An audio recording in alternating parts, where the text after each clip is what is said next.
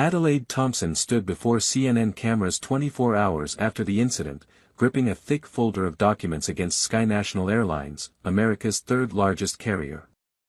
The reporter asked how she felt being discriminated against right before her career's most important testimony.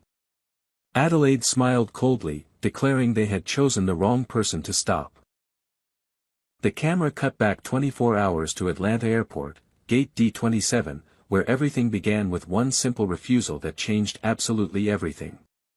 Before we dive into this incredible story, drop a comment and let us know where you're watching from right now. If you believe standing up against injustice matters, smash that like button.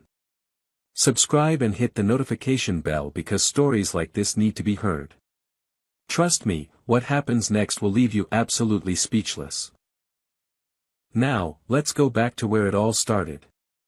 That morning began like any other successful day in the Thompson household. Adelaide Thompson, 42 years old, had built her reputation as one of the nation's most formidable civil rights attorneys over 18 years of relentless advocacy. She had won landmark cases against corporations, police departments, and government agencies. But nothing in her career compared to what she was preparing for that Tuesday morning.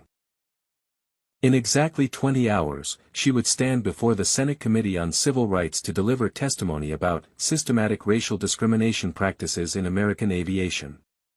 Her briefcase contained 2 years of investigation, 312 witness statements, and statistical evidence proving black passengers were refused boarding at 3 times the rate of white passengers on Sky National Airlines flights. The data was irrefutable. The patterns were undeniable. And tomorrow, the world would know. Her husband Bernard, a cardiovascular surgeon at Emory University Hospital, emerged from their bedroom carrying their daughter Ada's backpack. At 45, Bernard had performed over 2,000 heart surgeries and saved countless lives, yet he still got nervous when his family flew. Not because of turbulence or mechanical failures, but because of moments like the one they were about to experience. Their son Aaron, 14 years old and already standing 6 feet tall, was checking his phone while their 12-year-old daughter Ada practiced a piano piece on her tablet with headphones. They were the picture of an accomplished Black American family. Bernard held 2 medical degrees.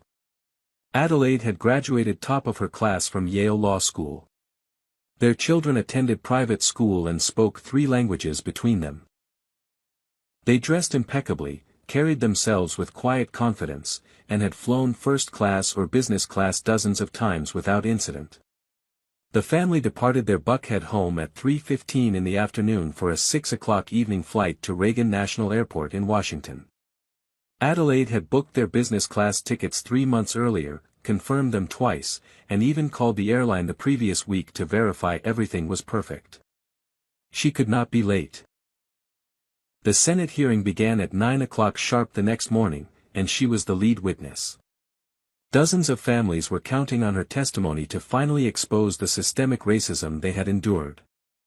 As Bernard drove their Mercedes toward Hartsfield-Jackson Atlanta International Airport, Adelaide reviewed her notes one final time. She had memorized every statistic, every case study, every damning piece of evidence. She was ready for battle. What she did not know was that the battle would begin much sooner than expected, and in a place she never anticipated. They arrived at the airport at 4 o'clock, 2 hours before departure as recommended. Check-in went smoothly.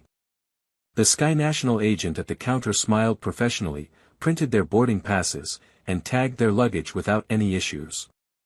Security screening was equally uneventful.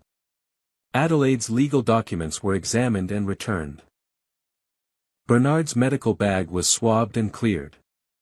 The children passed through the metal detector without triggering any alarms. By 4:45, they were walking through the bright corridors toward Gate D27 in Terminal D. Adelaide felt a flutter of anticipation. In less than 24 hours, she would be changing history. But as they approached Gate D27, she noticed something that made her instincts prickle with warning. The gate agent, a white man in his mid-30s with close-cropped hair and a rigid posture, was watching them approach with an expression that was not quite a smile and not quite neutral. It was the look Adelaide had seen countless times in her career, the look people gave when they had already made a judgment before knowing any facts. She squeezed Bernard's hand briefly, a silent signal they had developed over 20 years of marriage. Stay alert. Something might be wrong. Gate D27 hummed with the usual pre-boarding activity.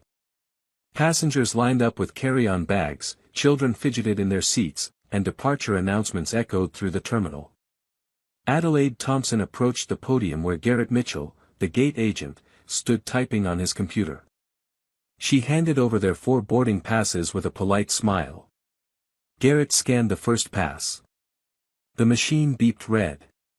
He frowned, scanned it again. Another red beep. He looked up at Adelaide with an expression that seemed almost satisfied, as if he had been expecting this exact outcome.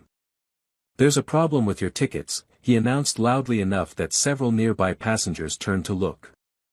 Adelaide kept her voice calm and professional. That's strange. We booked these tickets 3 months ago and received confirmation twice. What kind of problem? Garrett did not meet her eyes. Instead, he stared at his computer screen and repeated mechanically, the system is showing an issue with your reservation. I need to verify some things. Bernard stepped forward, pulling out his phone. Here's our confirmation email from March 15th. Reservation number SN847KL. Business class, 4 passengers, confirmed and paid in full. He held the phone toward Garrett, who glanced at it for less than 2 seconds before returning his attention to the computer. I still need to verify through our system, Garrett said flatly. Behind them, a white couple in their 60s approached the gate. Garrett immediately smiled at them, scanned their boarding passes, and they beeped green without any issue. Have a wonderful flight, he told them warmly. They walked down the jetway within 30 seconds. Another family, white with 3 young children, came next. Scan, beep, smile, welcome aboard. The entire process took less than a minute. Adelaide felt her jaw tighten. This was not a technical issue. This was something else entirely. Aaron leaned close to his mother and whispered, Mom, why are they letting everyone else on but not us? Adelaide touched her son's shoulder gently. Hush now. Let me handle this. She turned back to Garrett, maintaining her composure despite the anger building in her chest. Sir, I'm watching you process other passengers in seconds while we've been standing here for 5 minutes. Can you please explain specifically what the issue is with our reservation? Garrett's expression hardened. Ma'am, I've already told you. There's a system issue. I've called my supervisor. You'll need to wait. He picked up a phone and spoke quietly into it, his eyes never leaving Adelaide's face. It was a look of challenge, almost daring her to make a scene. 5 minutes became 10. More passengers streamed past them, all being processed smoothly. A businessman with a first-class ticket. A young couple holding hands. An elderly woman with a cane. White, white, white. All cleared within moments. The Thompson family remained at the podium, their presence becoming a spectacle. Ada tugged on her father's sleeve. Dad, are we going to miss our plane? Bernard crouched down to his daughter's eye level. No, sweetheart. This is just a small delay. Everything will be fine. But his voice carried uncertainty he could not quite hide. Adelaide made a decision. She pulled out her phone and began recording video. The moment Garrett saw the camera pointed at him, his demeanor shifted from coldly professional to openly hostile. Ma'am, you need to put that phone away right now, he demanded. Adelaide kept recording. I'm in a public space at a public airport. I have every legal right to document this interaction. Unless you'd like to tell me which law I'm violating. Garrett's face flushed red. He jabbed at his phone again, speaking more urgently this time. Adelaide continued filming, making sure to capture the stream of white passengers being processed efficiently while her family stood segregated at the podium like criminals awaiting judgment. Around them, other travelers began to notice. Some looked uncomfortable. Others stared openly. A few pulled out their own phones. The situation was escalating, and Adelaide knew from experience that escalation could go in one of two directions. Either someone in authority would intervene and resolve this reasonably, or it would get much, much worse. Within 3 minutes, she had her answer. A woman in her early 50s with steel gray hair and a Sky National supervisor badge approached with the expression of someone who had already decided the outcome before hearing any facts. Adelaide recognized that look too. This was about to get worse. Geneva Walsh strode toward gate D27 with the confidence of someone who had never been told no in her entire 12-year career with Sky National Airlines. Her supervisor badge gleamed under the fluorescent terminal lights. She did not greet the Thompson family. She did not ask what the problem was. She simply positioned herself next to Garrett Mitchell and announced in a voice designed to carry across the entire gate area, "This family is being flagged for suspicious behavior and will need to undergo additional screening before being permitted to board." The words hit Adelaide like a physical blow. Suspicious behavior. It was the catch-all phrase, the magic words that turned ordinary citizens into suspects without requiring any actual evidence or justification. Adelaide felt every eye in the gate area turn toward her family. She saw the judgment forming on faces, the instinctive assumption that if an airline official said they were suspicious, they must have done something wrong. She took a deep breath, forcing herself to remain calm despite the humiliation burning through her veins. "Excuse me," Adelaide said, her attorney voice emerging with crystalline clarity. "Can you please specify exactly what suspicious behavior you're referring to?" "We checked in normally, passed through TSA security without any issues, and have been waiting patiently while other passengers have been processed. What specifically has flagged us as suspicious?" Geneva's lips pressed into a thin line. "We've received reports from other passengers about concerning conduct." Adelaide's eyebrows rose. "What reports? From which passengers? What specific conduct?" Geneva crossed her arms. "That information is confidential for security purposes. What I can tell you is that you'll need to come with me for additional verification before you'll be permitted to board this aircraft." Bernard, who rarely raised his voice even in the operating room when lives hung in the balance, stepped forward with his hands raised in a placating gesture.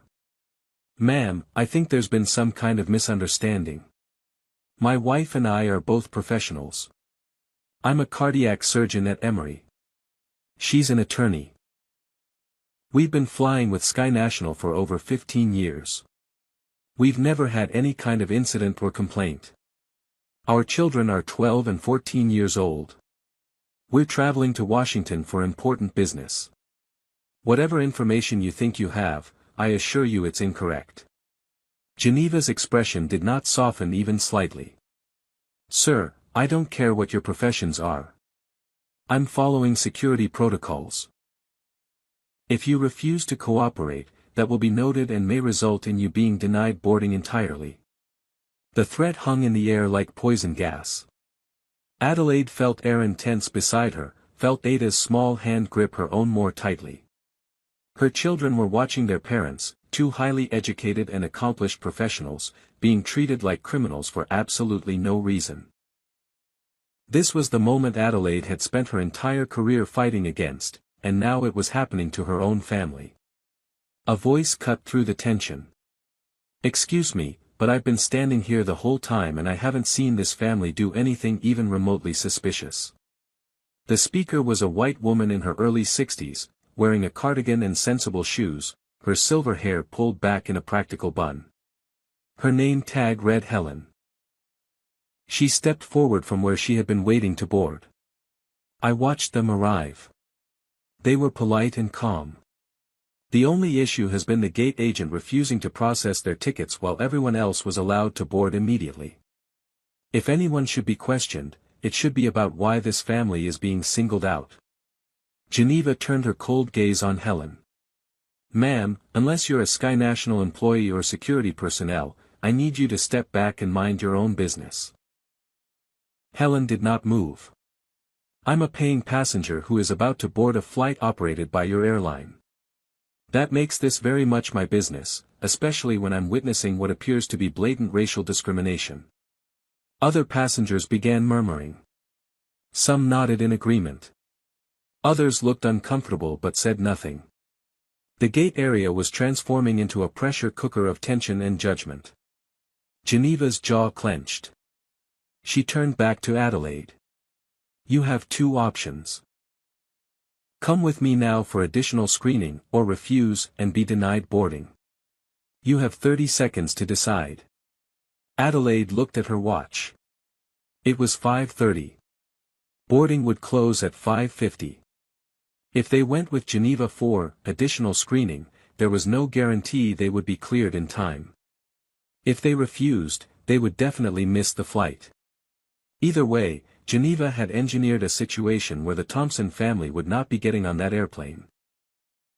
Adelaide felt the fury rising in her throat, threatening to explode, but she swallowed it down. Not here. Not now. She would not give them the satisfaction of seeing her lose control. Instead, she looked directly at Geneva and said quietly, "You're making the biggest mistake of your career right now. I want your name, your employee number, and the name of every person who has been involved in this decision. I'm going to remember this moment for the rest of my life." Geneva smiled, and it was not a pleasant expression. It was the smile of someone who believed they held all the power and faced no consequences. "You're welcome to file a complaint through our website. Now, are you coming with me or refusing screening?" Before Adelaide could answer, Geneva raised her hand and made a signal. Two airport security officers appeared, materializing from somewhere in the terminal. One was a white man named Dale, stocky and stern-faced. The other was a Latino man named Roberto, younger and looking distinctly uncomfortable with whatever he had been called to do. Dale approached first. "What's the situation here?" Geneva gestured at the Thompson family as if they were exhibits in a museum. "These passengers are refusing to comply with security screening procedures. They may need to be escorted from the gate area." It was a lie, blatant and bold. Adelaide had never refused anything. She had simply asked questions, which was apparently a crime when you were black and trying to board an airplane. The gate agent had closed off their jetway. Through the window, Adelaide could see the aircraft, could see flight attendants moving inside, could see the dream of making it to Washington slipping away with every passing second. And standing there, surrounded by security officers and judgmental stares, watching her children's faces fill with confusion and fear, Adelaide Thompson understood with perfect clarity that this was not an accident or a misunderstanding. This was deliberate. This was calculated. And this was about to become the fight of her life. Dale positioned himself slightly in front of Adelaide, his hand resting on his belt near his radio. His presence was meant to intimidate, and he made no effort to hide it. "Folks, we can do this the easy way or the hard way. You're being asked to comply with standard security procedures. Are you going to cooperate or do we have a problem?" Roberto stood a few feet back, his eyes moving between the Thompson family and his partner. Adelaide could see the conflict written across his younger face. He knew something was wrong here. He could sense the injustice unfolding. But he was also an employee with a job to protect, and speaking up meant risking everything. Adelaide understood that calculation intimately. She had seen it play out in courtrooms and depositions and police stations for nearly 2 decades. Good people staying silent because the cost of speaking up seemed too high. Bernard moved protectively closer to his children. His voice remained steady but carried an edge Adelaide rarely heard. "Officer, we haven't refused anything. We've asked for clarification about why we're being treated differently than every other passenger at this gate. That's not refusal. That's requesting information we have a right to receive." Dale's expression did not change. "Sir, I'm not here to debate airline policies. I'm here because you've been identified as potentially disruptive passengers. Now you can either go with the supervisor for additional screening or you can leave the gate area entirely." Those are your two choices. The word potentially hung in the air like an accusation. Not actually disruptive. Not proven to be disruptive. Just potentially, which meant nothing and everything at the same time. It was the language of preemptive punishment, of guilty until proven innocent, of your blackness is suspicious enough. Aaron spoke up for the first time, his 14-year-old voice cracking with emotion. We didn't do anything wrong. Why are you treating us like criminals? Dale looked at the teenager with something that might have been sympathy but was more likely annoyance at having his authority questioned by a child. Son, nobody's treating you like a criminal. We're just following procedures. Aaron's hands balled into fists at his sides. You're not following procedures with anyone else. Just us. Why is that? Adelaide put a hand on her son's shoulder. Aaron, quiet now. But she was proud of him for asking the question that needed to be asked. Her son was learning in real time what it meant to be black in America, learning that excellence and education and good behavior meant nothing when someone in power had already decided you were a threat. It was a lesson she had hoped to delay for a few more years, but life did not care about her preferences. Geneva checked her watch with theatrical precision. It's 5:45. The flight begins final boarding in 5 minutes. Are you coming with me or not? Adelaide looked at the clock, calculating desperately. Even if they went with Geneva right now, even if the screening took only 10 minutes, they would miss the boarding window. Geneva knew this. She had engineered this exact scenario. The question was whether Adelaide should comply and miss the flight anyway, or refuse and have it on record that she was uncooperative, which would be used against her later. It was a trap with no good exit. She thought about the Senate hearing. She thought about the 312 families waiting for her testimony. She thought about the 2 years of work that would be undermined if she was not in that hearing room tomorrow morning. The next flight was not until 6 o'clock the following morning, which would land her in Washington at 7:30, giving her barely 90 minutes to reach the Capitol before the hearing began. It was cutting it impossibly close. But more than the logistics, she thought about what this moment represented. This was not just about one flight or one family. This was about a system that felt entitled to humiliate and obstruct black people without cause or consequence. Now let me ask you something, and I really want to hear your thoughts on this. If you were in Adelaide's position right now, watching your children's faces, knowing your career-defining moment is slipping away, feeling the weight of hundreds of families counting on you, what would you do? Would you comply to avoid escalation, or would you stand your ground and demand accountability? Comment number 1 if you think she should comply and try to catch the next flight. Comment number 2 if you think she should refuse and force them to either let her board or officially deny her. And if you've ever experienced something like this yourself, or witnessed discrimination that made you feel powerless, share your story in the comments. Hit that like button if you believe no family should ever be treated this way. Subscribe because this story is about to take a turn that will restore your faith in justice. So what does Adelaide choose? Does she back down, or does she make a decision that will change everything? Keep watching. Adelaide made her choice. She looked directly into Geneva's eyes and spoke clearly enough for everyone in the gate area to hear. I want to state for the record, in front of all these witnesses, that my family has not engaged in any suspicious behavior. We have not refused any legitimate security procedures. We checked in properly, passed TSA screening, and have been waiting to board like every other passenger. The only difference is our race. I am documenting this interaction, and I will be filing formal complaints with Sky National, the Department of Transportation, and the Federal Aviation Administration regarding this discriminatory treatment. I am also requesting the names and employee identification numbers of everyone involved in this decision. Geneva's face flushed red. You can request whatever you want. File your complaints online like everyone else. Last chance. Screening or departure. Adelaide's phone was still recording. I am willing to undergo any screening that is applied equally to all passengers. But I will not be singled out based on my race while white passengers are processed normally. That is illegal under the Civil Rights Act of 1964 and the Air Carrier Access Act. The legal citations hung in the air. Geneva's eyes narrowed slightly. For the first time, a flicker of uncertainty crossed her face. Who was this woman who knew federal transportation law off the top of her head? But the moment passed quickly, replaced by rigid determination. Geneva had committed to a course of action and could not back down without losing face.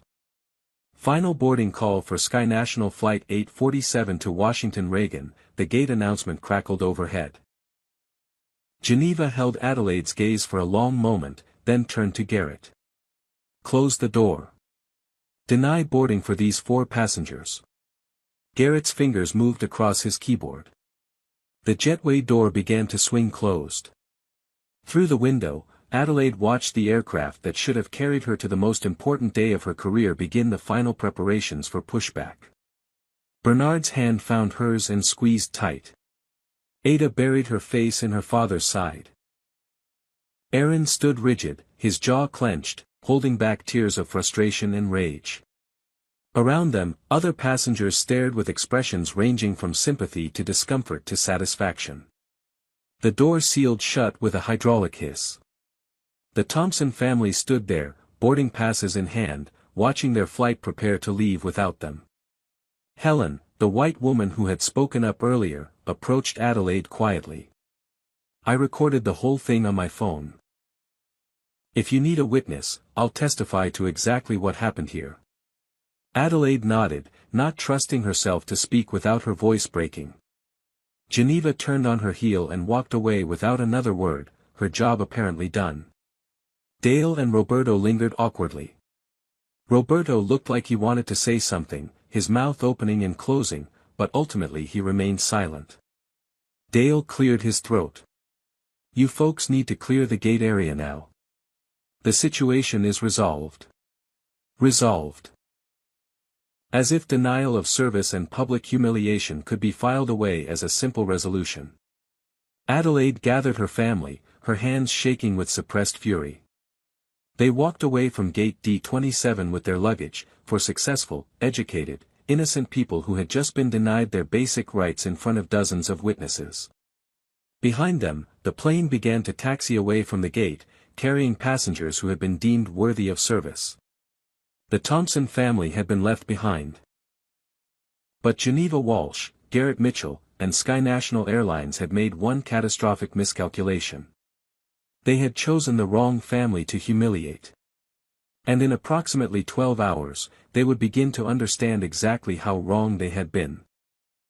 Adelaide Thompson did not cry. She had learned decades ago that tears were a luxury black women could rarely afford, especially when fighting for justice. Instead, she walked her family to a quiet corner of the terminal, sat her children down, and began making phone calls that would set in motion a chain of events no one at Sky National could have anticipated. Her first call was to Iris Hayes, her senior legal associate, a sharp-minded young attorney who had been helping prepare the Senate testimony. Iris answered on the second ring. Adelaide? How was the flight? Are you in D.C. already?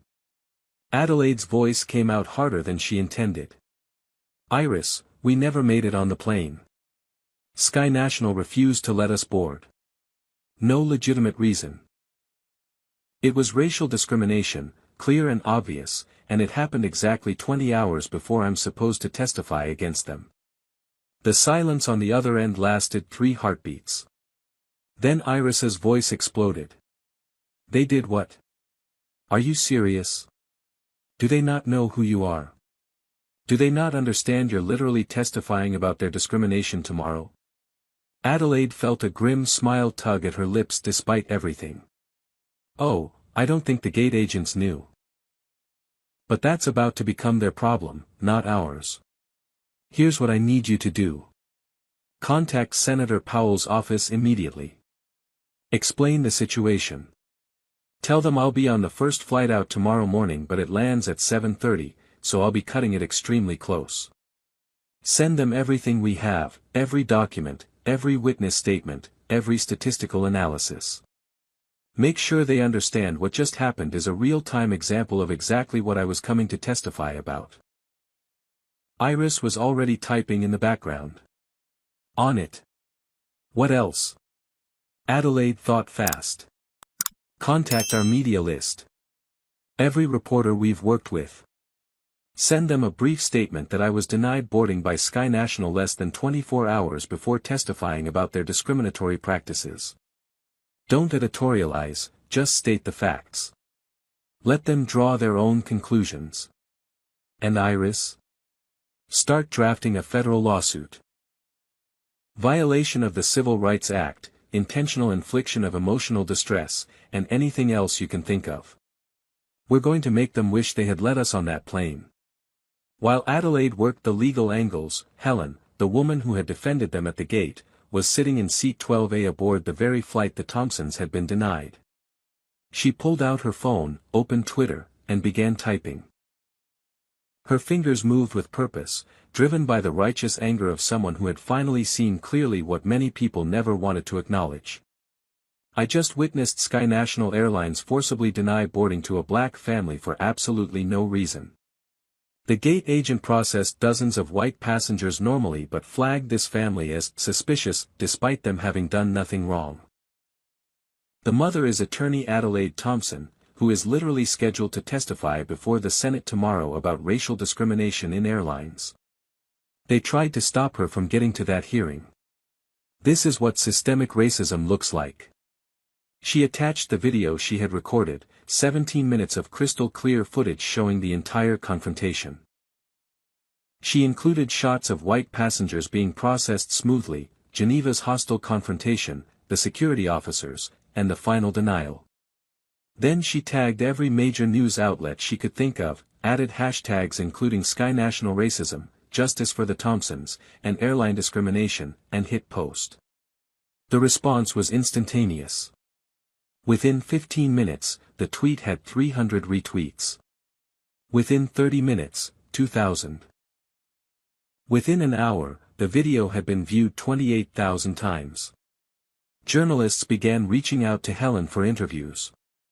Civil rights organizations started sharing the footage with commentary.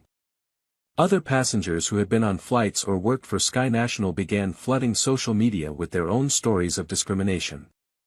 A pattern emerged, damning and undeniable. Black passengers being randomly selected for extra screening at rates far exceeding statistical probability. Black families being separated and questioned while white families passed through untouched. Black business travelers in first class being asked to prove they had paid for their tickets while white passengers in identical seats were never questioned. Professional black women being told their natural hair was suspicious and required additional inspection. The stories poured in like water through a broken dam, each one another piece of evidence in a case that was building itself in real time across the internet. By 6:30 that evening, Sky National's social media team realized they had a crisis. Their mentions were flooded with angry comments, their Facebook page was being bombed with one-star reviews, and the hashtag Sky National Racism was trending #1 nationally. The overnight social media manager, a 26-year-old named Preston who had been hired 6 months earlier, stared at his screen in growing horror and immediately called his supervisor. Within 45 minutes, Sky National issued their first statement. We are aware of an incident that occurred this evening at Atlanta Hartsfield-Jackson Airport. Sky National Airlines does not tolerate discrimination in any form. We are conducting a full investigation into this matter. We are committed to treating all passengers with dignity and respect. The statement was careful, corporate, and utterly inadequate. The internet tore it apart within minutes. You're conducting an investigation. We already conducted one. It's on video. You discriminated against a black family. Committed to dignity and respect. Where was that commitment at Gate D27? This is not an isolated incident. This is a pattern. We have receipts. Adelaide, sitting in a hotel room near the airport that she had booked for her family since returning home would have wasted hours they could not afford, watched the social media explosion with professional detachment. This was good. Public pressure would help. But public pressure alone would not create lasting change. She needed legal consequences, federal intervention, and systematic reform. At 7:45, her phone rang with a Washington, D.C. area code. She answered. Adelaide Thompson. The voice on the other end was distinguished, measured, and carried the weight of authority. Ms. Thompson, this is Senator Harrison Powell. I chair the Senate Committee on Civil Rights. I just watched a video of what happened to you and your family tonight, and I want to say on behalf of the committee that we are appalled. I also want you to know that we're adjusting tomorrow's hearing. Instead of you being one of several witnesses, you'll be the lead and primary focus. We're also issuing a subpoena tonight for Sky National's CEO and their head of operations to appear. What happened to you cannot stand. Adelaide closed her eyes briefly, allowing herself one moment of relief. Thank you, Senator. I'll be there. Even if I have to walk to Washington, I'll be there. Senator Powell's voice warmed slightly. I don't think that'll be necessary. We're arranging military transport for you and your family. A car will pick you up at 0600 hours and take you to Dobbins Air Reserve Base. You'll fly to Andrews on a government aircraft and be in the capital by 0830. That gives you 30 minutes to prepare before we start. Tears threatened for the first time that evening, but Adelaide blinked them back. Senator, that's incredibly generous. Ms. Thompson, it's the least we can do. What Sky National did to you was unconscionable. But more than that, what they did was stupid. They gave you the most powerful piece of evidence you could possibly have. They proved your case for you. We'll see you tomorrow morning. The call ended. Adelaide sat on the hotel bed, Bernard beside her with his arm around her shoulders, their children asleep in the adjoining room, and she allowed herself to feel something she had not felt in years. Not just anger at injustice or determination to fight. But hope. Real, genuine hope that this time, finally, the system might actually work the way it was supposed to. Adelaide Thompson did not sleep that night. She sat at the hotel desk with her laptop open, 3 coffee cups growing cold beside her, and worked with the focused intensity that had made her one of the most feared civil rights attorneys in the Southeast. Iris had sent over the complete testimony file, every document organized and cross-referenced. But Adelaide kept coming back to one question that nagged at her legal mind. Why? Why would gate agents at a major airline risk their careers to deny boarding to a random family? Even accounting for racism, which was depressingly common, this felt different. This felt targeted. At 1:47 in the morning, her phone pinged with an email from an address she did not recognize. The subject line read simply, "You need to see this." Adelaide's finger hovered over the delete button. Anonymous emails were usually spam or threats. But something made her open it. The message contained no text, just an attachment. She scanned it with antivirus software first, confirmed it was clean, then opened the file. It was a PDF containing internal Sky National documents, screenshots of email conversations, and what appeared to be scheduling records. Adelaide began reading. Her eyes grew wider with each page. Then her hands started shaking. Not with fear. With fury so intense it threatened to overwhelm her legendary self-control. The documents showed email conversations between Geneva Walsh and 3 executives in Sky National's corporate office, dated from 2 weeks earlier. The subject line was, "Problem Passenger Alert." The emails discussed Adelaide Thompson by name, noting that she was scheduled to fly to Washington on the evening of May 14 for the purpose of testifying before Congress about airline discrimination. One executive, a senior vice president named Frederick Clayton, had written, "We need to ensure this testimony does not proceed as planned. If Thompson is delayed or prevented from attending, the hearing loses its primary witness and likely gets postponed. Our legal team is confident we can delay indefinitely if we break their momentum now." Geneva Walsh had responded, "Understood. We'll handle personally." Will document passenger as security risk. If she objects or causes scene, even better. Makes her look unstable and discredits testimony. The conspiracy was right there in black and white. This was not random discrimination by biased employees. This was a coordinated effort by airline executives to obstruct a federal proceeding by preventing a witness from testifying. Adelaide's legal mind catalogued the charges even as her hands trembled with rage. Conspiracy to obstruct justice. Witness intimidation. Violation of federal transportation law. Civil rights violations. And that was just the beginning.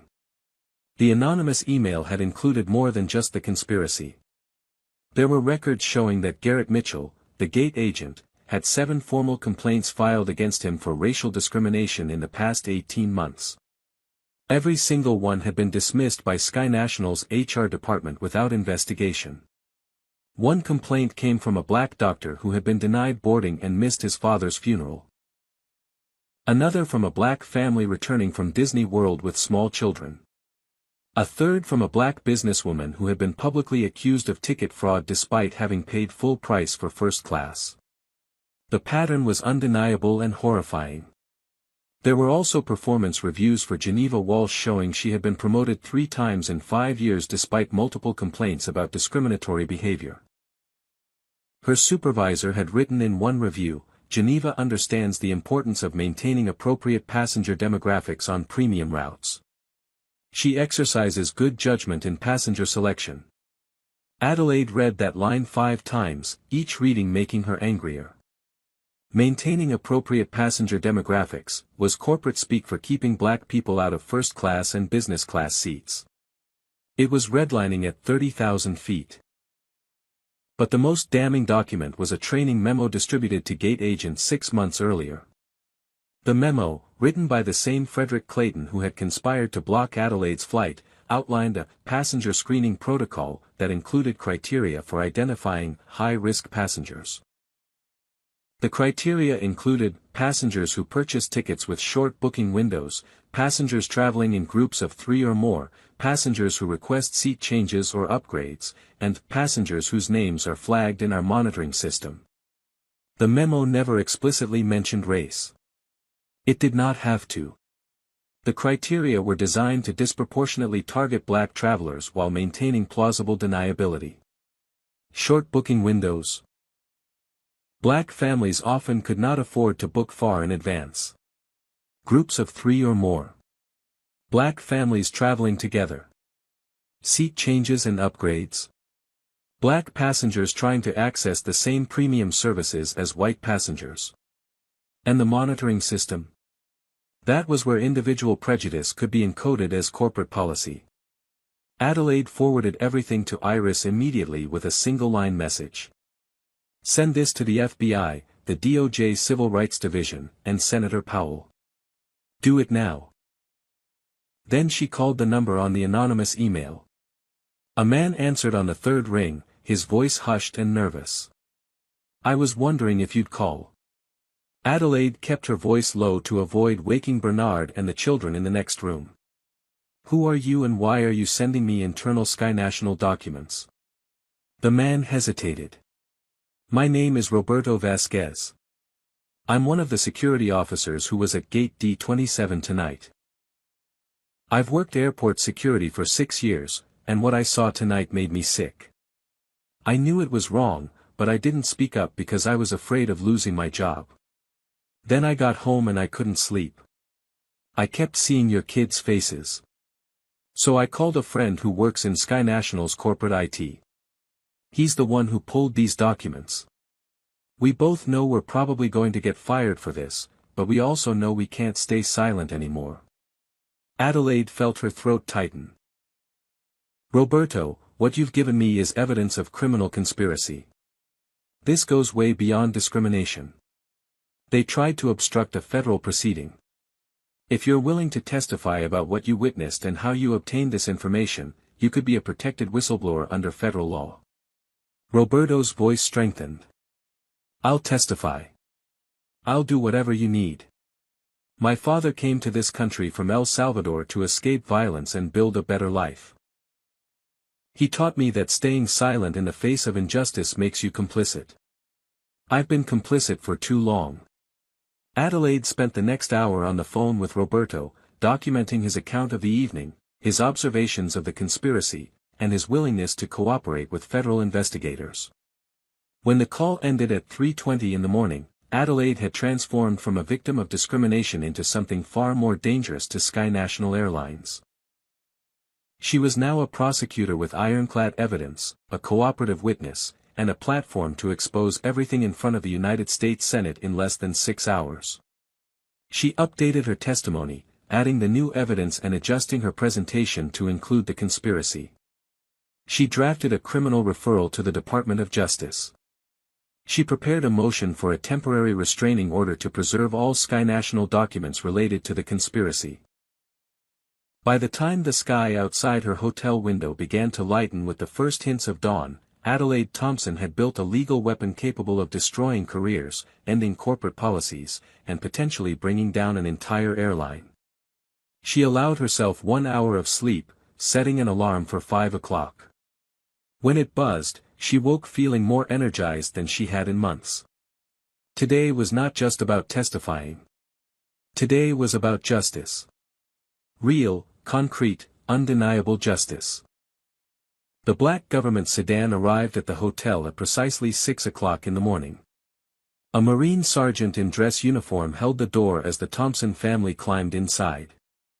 Aaron and Ada, who had been woken at 5:30 and told they were flying on a military plane, were wide-eyed with exhausted excitement. Bernard sat quietly, his hand never leaving Adelaide's. He knew his wife well enough to recognize the look on her face. This was not nervousness or fear. This was the look she got before delivering a closing argument she knew would change everything. The drive to Dobbins Air Reserve Base took 43 minutes through early morning Atlanta traffic. They were escorted through security with military efficiency and led to a waiting C-37B, the military version of a Gulfstream V. A young Air Force captain greeted them. "Ms. Thompson, your family will be in Washington in 90 minutes. We'll have you at the Capitol by 08:45. Coffee and breakfast are available on board." The flight was smooth and surreal. Adelaide reviewed her notes one final time while Ada watched the sunrise from 38,000 feet and Aaron peppered the Air Force crew with questions about aviation. They landed at Joint Base Andrews at 8:32 Eastern Time. Another government vehicle waited on the tarmac. Bernard squeezed Adelaide's hand as she gathered her briefcase. "Go make history," he whispered. The kids hugged her tight. Aaron said, "Make them pay for what they did, Mom." Ada just said, "We love you." The drive to the Capitol took 13 minutes with motorcycle escort. Adelaide walked into the Senate Hart Building at 8:51, 9 minutes before the hearing was scheduled to begin. Senator Powell met her in the hallway outside the hearing room. He was a tall man in his late 60s with silver hair and sharp eyes that missed nothing. "Ms. Thompson. I'm glad you made it. I received the documents you sent overnight. My legal team has been reviewing them since 4 o'clock this morning. I want you to know that we're not just investigating Sky National anymore. The Department of Justice opened a criminal probe at 0600 hours. The FBI is executing search warrants at Sky National corporate headquarters right now." Adelaide felt a surge of fierce satisfaction. Good. They earned every bit of it. Senator Powell smiled grimly. They certainly did. Now let's go show the country exactly what they've done. The hearing room was packed beyond capacity. Every seat was filled with reporters, advocates, Sky National employees who had been subpoenaed, and members of the public who had been waiting since dawn to witness what they knew would be historic. Cameras from C-SPAN, CNN, MSNBC, Fox News, and a dozen other networks lined the back wall. Adelaide took her seat at the witness table. To her right sat Roberto Vasquez, who had flown to Washington overnight and would testify about the conspiracy he had helped expose. To her left sat 3 other passengers who had experienced similar discrimination from Sky National. Behind them, in seats reserved for parties with direct interest, sat Geneva Walsh and Garrett Mitchell. Both had been subpoenaed to appear. Both looked like they wished they could be anywhere else on earth. Senator Powell gavelled the hearing to order at precisely 9 o'clock. Good morning. This hearing of the Senate Committee on Civil Rights will come to order. We are here to examine systematic racial discrimination in the American airline industry, with specific focus on Sky National Airlines. But before we hear from our scheduled witnesses, I want to address an incident that occurred approximately 16 hours ago at Hartsfield-Jackson Atlanta International Airport. He described the events at Gate D27 in detail, his voice growing harder with each sentence. Then he played Helen's video on the large screens mounted throughout the hearing room. The room watched in silence as the footage showed the Thompson family being denied boarding while white passengers streamed past them. Several senators shook their heads. A few looked genuinely angry. When the video ended, Senator Powell turned to Adelaide. Ms. Thompson, you are an attorney specializing in civil rights law. You have spent 2 years investigating Sky National Airlines for discriminatory practices. And last night, less than 24 hours before you were scheduled to testify before this committee, you yourself became a victim of exactly the discrimination you were coming here to expose. Please tell us in your own words what happened. Adelaide began speaking. Her voice was calm, professional, devastating in its precision. She walked through the timeline, noting each instance of disparate treatment, each violation of policy and law, each moment of humiliation inflicted on her family. She described her children's faces. She described the other passengers' reactions. She described the systematic nature of what had occurred. Then she dropped the bomb. Senator, what happened to my family last night was not an isolated incident of bias by individual employees. It was a coordinated conspiracy directed by Sky National corporate executives to prevent me from testifying before this committee. The room erupted. Reporters began typing frantically. Senators leaned forward. Adelaide continued speaking over the noise.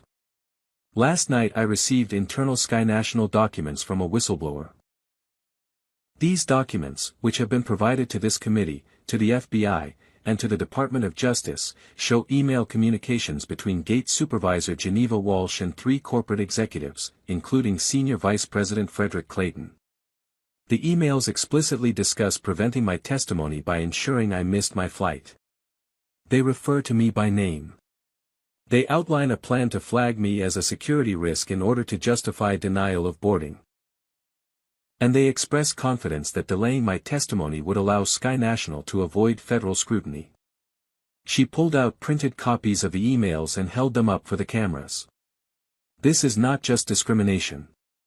This is obstruction of justice. This is witness intimidation. This is a criminal conspiracy to interfere with a congressional proceeding. Senator Powell looked at Geneva Walsh, who had gone pale and rigid in her seat. Ms. Walsh, you are under oath. Did you participate in a plan to prevent Ms. Thompson from boarding her flight in order to obstruct her testimony? Geneva's attorney, a nervous-looking man who had been hired that morning, leaned over to whisper to her. She shook her head. I invoke my Fifth Amendment right against self-incrimination. The room exploded again. Senator Powell gavelled for order.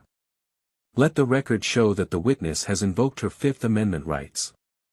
He turned to Garrett Mitchell. Mr. Mitchell, same question. Were you aware that Ms. Thompson was scheduled to testify before this committee when you denied her boarding? Garrett looked at his own attorney, swallowed hard, and said in a barely audible voice, Yes, sir. My supervisor told me we had a problem passenger who needed to be delayed at all costs. His attorney grabbed his arm, but it was too late. The confession was on the record. Adelaide felt a wave of vindication so powerful it was almost physical. They had admitted it. On camera, under oath, in front of Congress and the nation. They had admitted to a criminal conspiracy. Senator Powell called on his colleagues for questions. Senator Naomi Chen from California went first. Ms. Thompson, you've documented that black passengers are denied boarding at 3 times the rate of white passengers on Sky National flights. Can you explain how this happens from a systemic standpoint? Adelaide had been preparing for this question for 2 years. Senator, the discrimination is encoded into seemingly neutral policies. For example, Sky National uses an algorithm to identify high-risk passengers who receive additional screening. The algorithm weighs factors like booking timeline, group size, and fare class. On the surface, these seem race-neutral. In practice, they disproportionately flag black passengers because of historical economic disparities and cultural differences in how families travel. Once flagged, passengers face additional hurdles that increase the likelihood of denied boarding. The system appears neutral but produces racially disparate outcomes by design. Senator Chen nodded. So Sky National can claim they're not discriminating while the results show clear discrimination. Adelaide smiled coldly. Exactly. It's systemic racism with plausible deniability. But the emails we obtained last night remove that deniability. They show corporate executives knowingly using these systems to target specific passengers based on race and to interfere with federal proceedings. The questioning continued for 2 hours.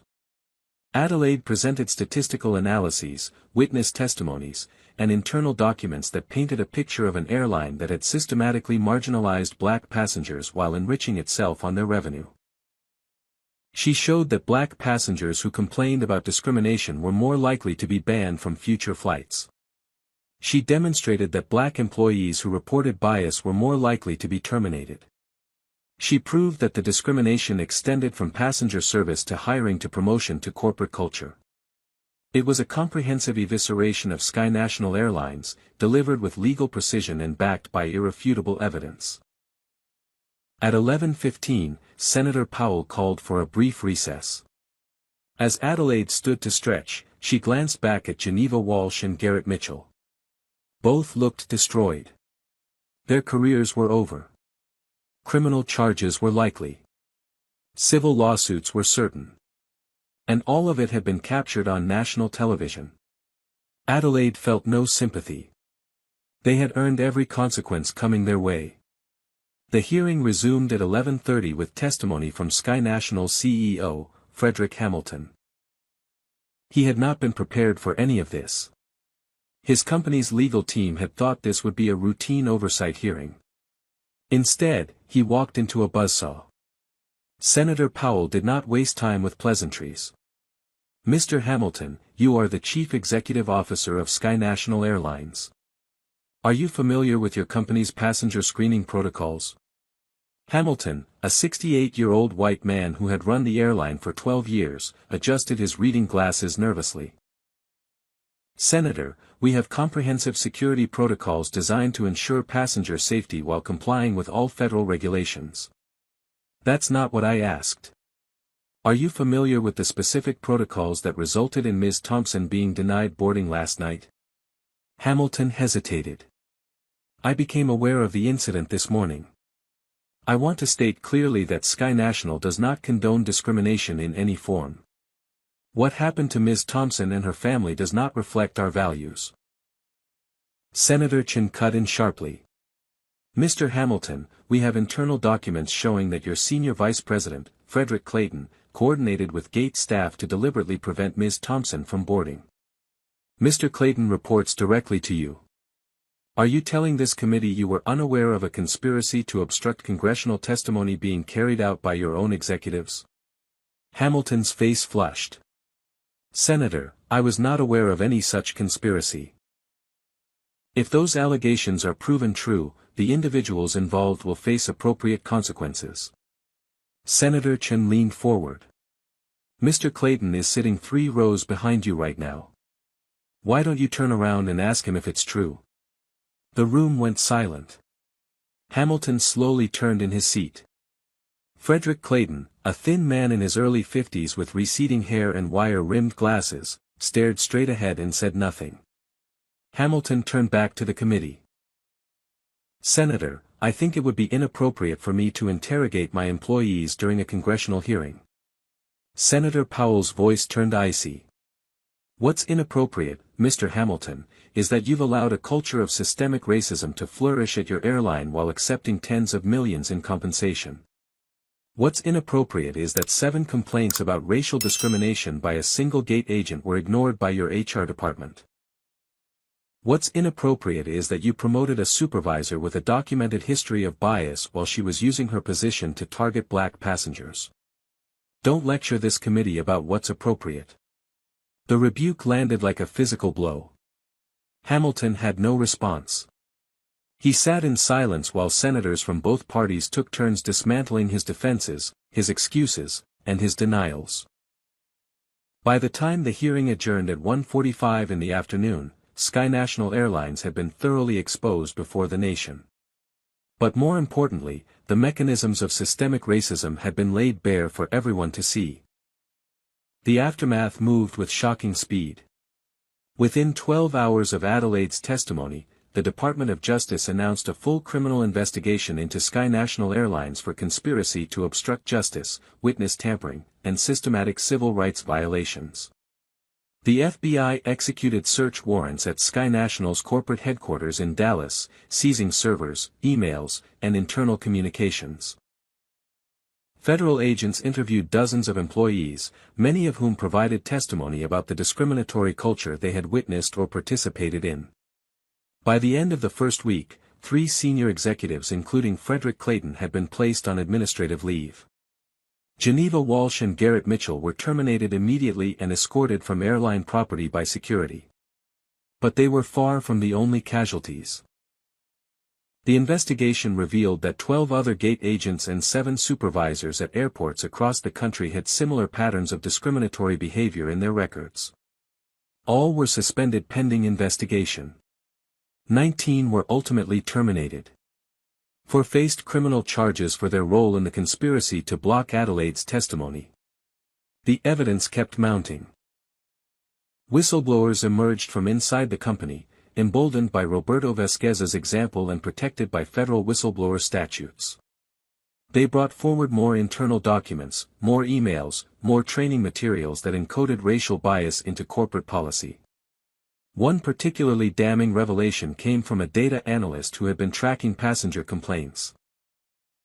She revealed that Sky National's customer service department had been instructed to flag complaints from black passengers as low priority, and to offer them minimal compensation compared to white passengers with identical issues.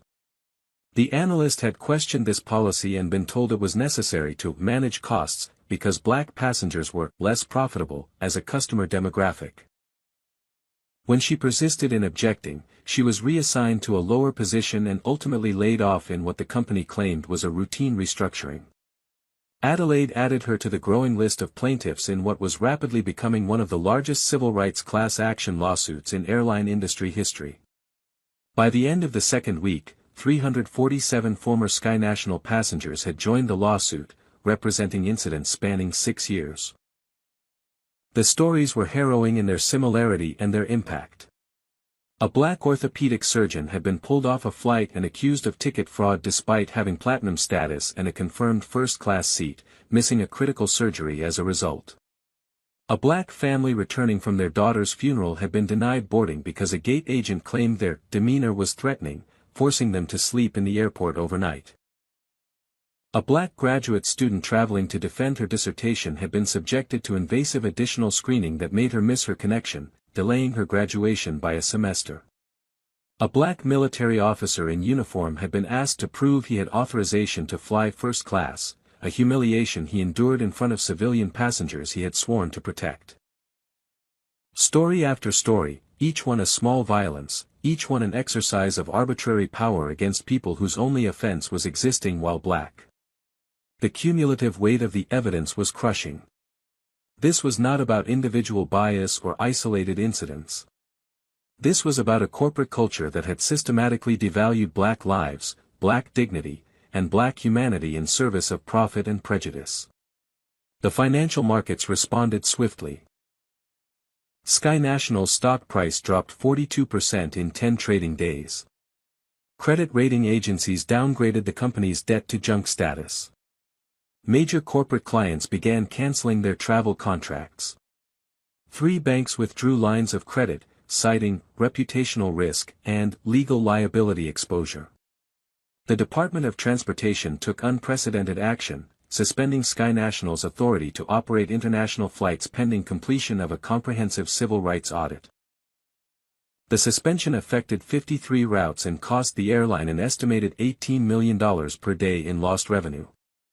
Union pressure mounted from within as black employees, joined by allies of all races, demanded wholesale changes to hiring, promotion, and disciplinary practices.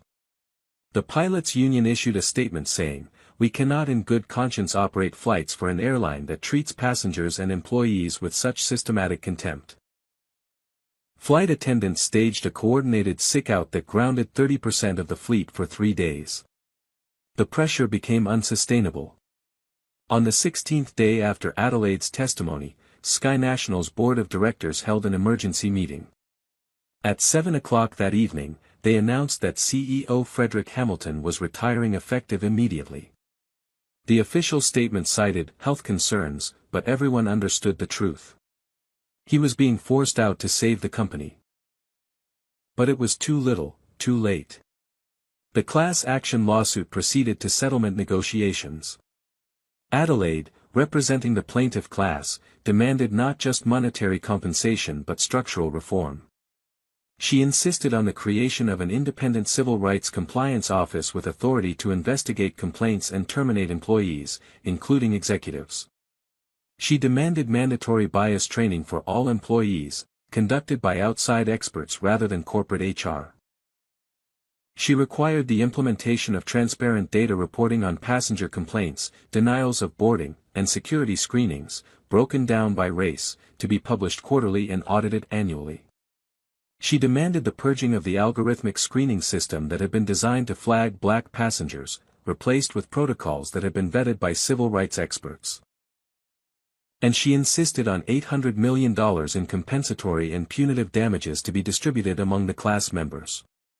Sky National's attorneys argued the company could not survive such terms. Adelaide's response was cold and final. Then perhaps Sky National should not survive. You built this company on the degradation of black passengers. If acknowledging that truth and making it right destroys you, that is justice, not tragedy. The negotiations lasted 6 weeks.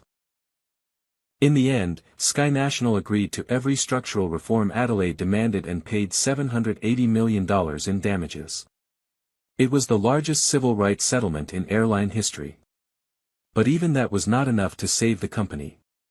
The combination of legal costs, lost revenue, regulatory penalties, and destroyed reputation proved fatal. Sky National filed for Chapter 11 bankruptcy protection 4 months after Adelaide's testimony. Its assets were purchased by a consortium of investors led by Diane Morrison, a black aviation entrepreneur who had built a successful regional airline and had long dreamed of transforming the industry. She renamed the company Horizon Airways and made Adelaide Thompson a member of the board of directors. The first policy Diane implemented was a zero-tolerance standard for discrimination. The second was a passenger bill of rights that gave travelers clear recourse when mistreated. The third was a commitment to hiring and promoting based on merit without regard to race, with transparent metrics to ensure accountability. Within 18 months, Horizon Airways had rebuilt the routes, restored customer confidence, and became profitable. More importantly, it became a model for what an airline could be when it treated all passengers with genuine dignity. Other airlines took notice. Fearing similar federal scrutiny and customer backlash, Delta, United, and American all implemented new civil rights compliance programs. The industry began to change, slowly and imperfectly, but undeniably. Adelaide Thompson became a national figure, appearing on news programs and speaking at conferences about systemic racism and corporate accountability. She published a book titled The Price of Dignity, that became a bestseller and required reading in business schools and law schools across the country. But the recognition she valued most came from the families she had represented. They sent her letters, photos, stories of flying without fear for the first time, of being treated with respect, of feeling like they belonged in spaces that had previously excluded them. One letter came from Aaron, her own son, 3 years after that night at Gate D27. He was preparing to start college at Harvard and wrote, "Mom, I used to think that night was the worst thing that ever happened to our family. Now I understand it was the beginning of the most important thing you ever did. You taught me that when the system fails you, you don't accept it. You fix the system. I'm going to spend my life doing the same thing." Adelaide kept that letter on her desk, a reminder of why the fight mattered and what victory truly looked like. Not just punishment for wrongdoing, but transformation of the structures that allowed the wrongdoing to occur. Not just compensation for harm, but prevention of future harm. Not just justice for herself, but justice for everyone who came after. 6 months after the settlement, Adelaide received a package at her office with no return address. Inside was a USB drive and a handwritten letter. Her assistant brought it to her with a concerned expression. "Should we call security?" Adelaide examined the package carefully. The postmark was local. The handwriting was neat and controlled. Something about it did not feel threatening. "Let me see what it is first." She plugged the USB drive into an isolated computer not connected to the firm's network, a precaution she had learned after years of handling sensitive cases. The drive contained a single audio file. She clicked play. Geneva Walsh's voice filled the office, recorded with crystal clarity.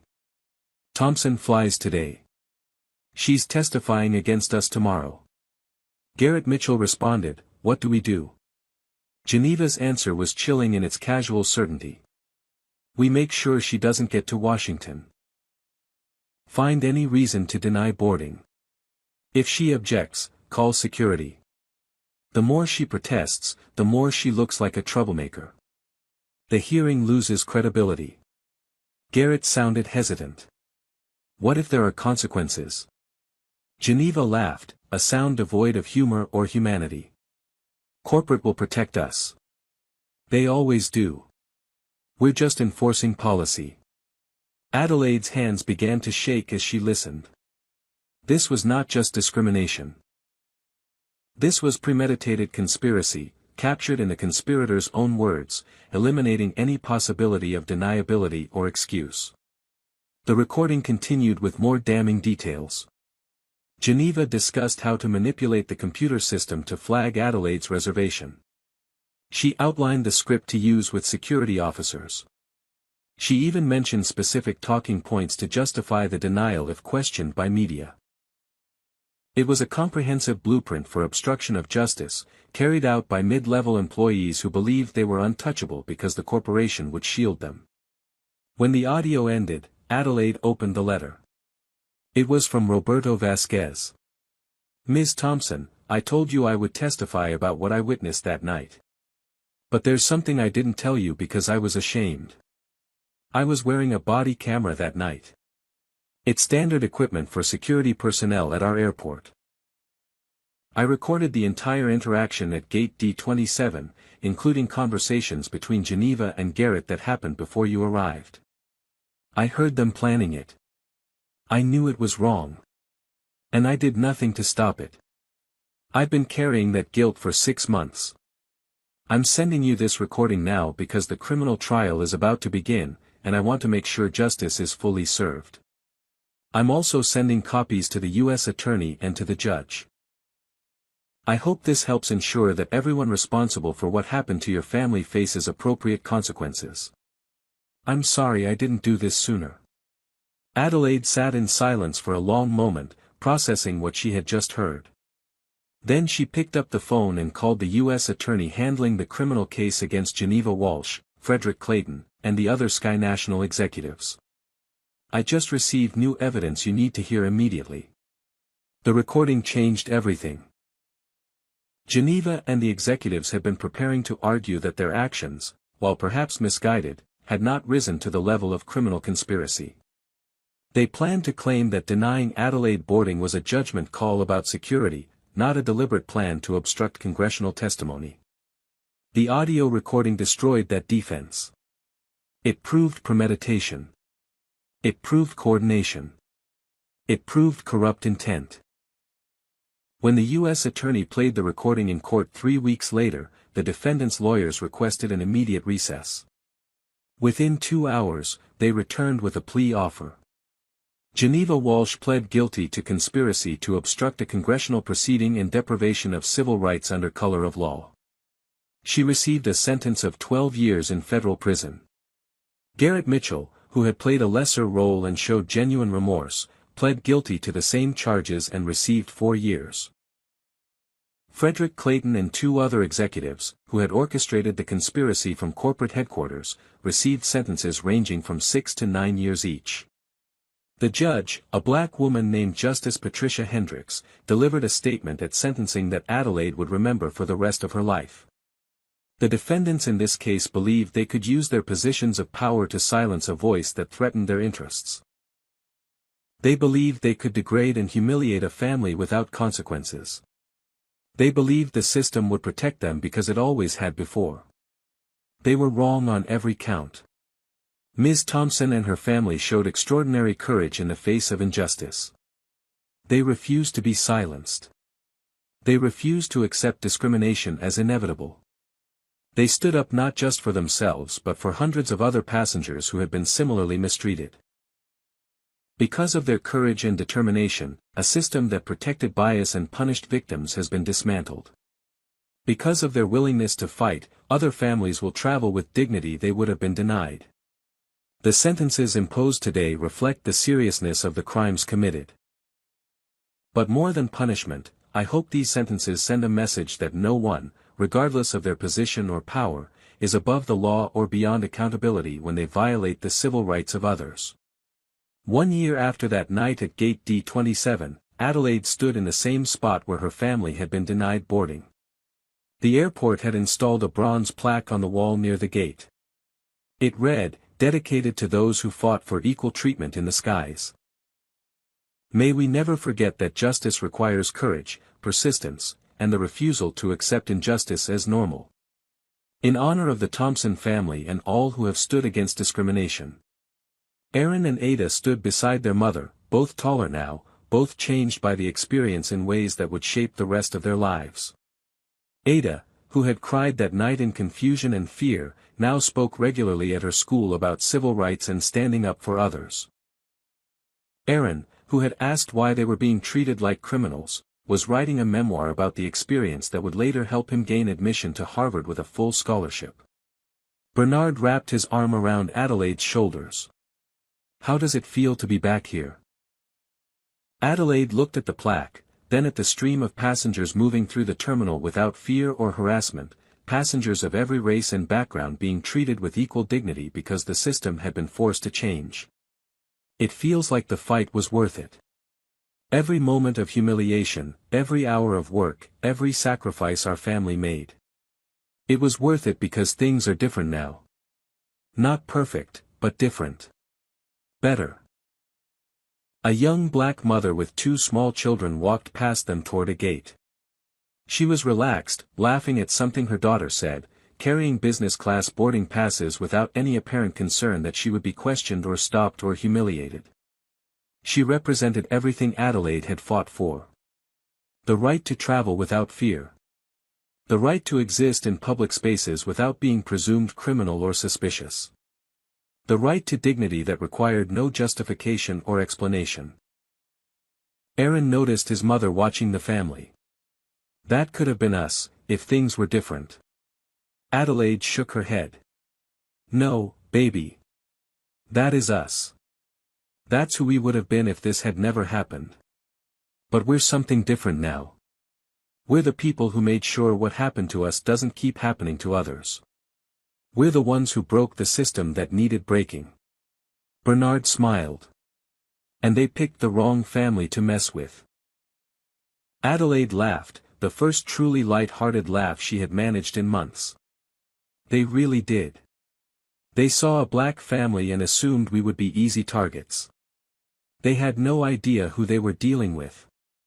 They didn't know I had spent 2 years documenting their crimes. They didn't know I had the resources and knowledge to fight back. They didn't know I would never, ever give up until justice was done. They picked the wrong one. As they walked back through the terminal toward the exit, Adelaide reflected on the journey from victim to victor, from powerless to powerful, from silence to heard. The road had been exhausting and painful and filled with moments when giving up seemed easier than continuing. But she had never seriously considered surrender because too many people were counting on her, and because she knew that injustice unpunished would only grow bolder. The fight had cost her sleep, energy, and months of her life. But it had won dignity, accountability, and systemic change. It had transformed an airline industry and sent a message that reverberated far beyond aviation. No corporation was too big to be held accountable. No conspiracy too clever to be exposed. No discrimination too normalized to be challenged. Justice was possible when people refused to accept injustice. That was the lesson Adelaide would carry forward into every case, every fight, every moment when someone needed a champion who would not back down. And it was the lesson she had taught her children, who would carry it into their own futures and pass it on to the next generation. As they stepped out into the warm Georgia sunshine, Ada asked, "Mom, do you think they learned their lesson?" Adelaide considered the question seriously. Some of them did. Some never will. But that's not why we fight. We fight because it's right. We fight because silence is complicity. We fight because our dignity is not negotiable and our rights are not optional. And we fight because when we win, we don't just change our own lives. We change the world. Now I want to hear from you. Has this story changed how you think about standing up against injustice, even when it seems easier to stay quiet? Have you or someone you know experienced discrimination that went unchallenged because fighting back felt too hard or too risky? Drop your thoughts in the comments below. If Adelaide's courage inspired you, hit that like button and let us know. Subscribe to this channel because we're committed to sharing stories that matter, stories about real people fighting real injustice and winning against impossible odds. Share this video with someone who needs to hear this message today, someone who might be facing their own fight and needs to know that victory is possible. Thank you for watching, for caring, and for believing that we can build a world where dignity and justice are not privileges but rights guaranteed to every person regardless of race. Until next time, stay strong, stay courageous, and never stop fighting for what's right. Adelaide Thompson's experience reveals fundamental truths about confronting systemic injustice in America. First, documentation is power. By recording the discriminatory treatment, Adelaide transformed the he-said-she-said dispute into irrefutable evidence that exposed corporate conspiracy. Second, expertise matters profoundly when fighting institutional racism. Adelaide's legal knowledge allowed her to recognize patterns, preserve evidence, and build an airtight case that destroyed the airline's defenses. Third, courage multiplies when individuals refuse to stay silent. Roberto's whistleblowing and Helen's public testimony created a chain reaction that emboldened hundreds of others to come forward with their own stories. Fourth, systemic change requires attacking not just individual actors but the structures enabling discrimination. Adelaide demanded policy reforms, independent oversight, and transparent accountability measures that prevented future abuse rather than simply punishing past offenses. Fifth, privileged allies amplifying marginalized voices accelerate justice significantly. Helen's willingness to use her credibility as a white witness gave Adelaide's claims immediate legitimacy that sadly should not have been necessary but proved strategically vital. Finally, corporations respect only two forces: legal liability and public pressure. The combination of federal investigation and viral condemnation forced changes that years of quiet complaints never achieved. Justice demands persistence, strategic thinking, coalition building, and absolute refusal to accept degradation as normal or inevitable. What would you have done in Adelaide's position when faced with blatant discrimination threatening your life's most important work? Would you have stayed silent to avoid confrontation, or would you have fought back knowing the personal cost might be enormous? Comment below and share your honest thoughts about when staying silent becomes complicity. If this story opened your eyes to how racism operates through seemingly neutral policies and procedures, hit that like button to help spread awareness. Subscribe to our channel because we're committed to bringing you powerful true stories about ordinary people achieving extraordinary justice against systems designed to defeat them. Share this video with someone who needs to understand that one person standing up can dismantle institutional racism and create change affecting millions. Thank you for investing your time in this important story, for caring about justice beyond your immediate experience, and for believing that dignity is a right belonging to every human being. May you find courage when injustice confronts you, allies when you need support, and victory when you refuse to surrender. Until our next story, stay vigilant, stay compassionate, and never underestimate your power to change the world.